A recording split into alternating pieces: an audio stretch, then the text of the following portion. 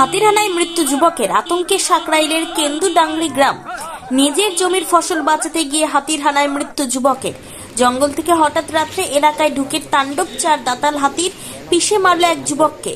ঘটনায় আতঙ্ক সাকরাইলের কেন্দুডাংরি গ্রামে। সাকরাইলের সিদাকুড়া কেন্দুডাংরি এলাকায় হাতির প্রবেশের ঘটনা নিত্যদিনের। বুধবার রাতেও তার ব্যতিক্রম হয়নি। জঙ্গল থেকে লোকালয়ে ঢুকে পড়ে 4 দাঁতাল হাতি। এলাকাবাসীরা জড়ো হয়ে হাতি এলাকা থেকে দূরে সরিয়ে নিয়ে যাওয়ার জন্য হুড়োহুড়িতে হাতির পায়ের তলায় পড়ে যায় বছর 23-এর যুবক সঞ্জিত মাহাতো। আচ্ছা, গ্রামের ছানারা তো খেদাতে যাবেই, তাইলে গ্রামের কি বাসিন্দার গিলা কি ভাঙতে দিবে লোক?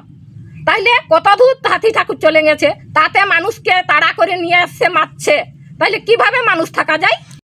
বলতে আমাদের এদিকে তো এখন রোজই হাতি আসছে, লোক মারছে, চাষের জমিনের ক্ষতি করছে, কিন্তু ফরেস্টারের কোনো দেখা পাওয়া যাচ্ছে না। আর যদিও কখনো হুলাপাটি আসে, হয়তো দেখবে গ্রামের সামনাসামনি আসে, হাতিকে ছাড়িয়ে আবার চলে যাচ্ছে।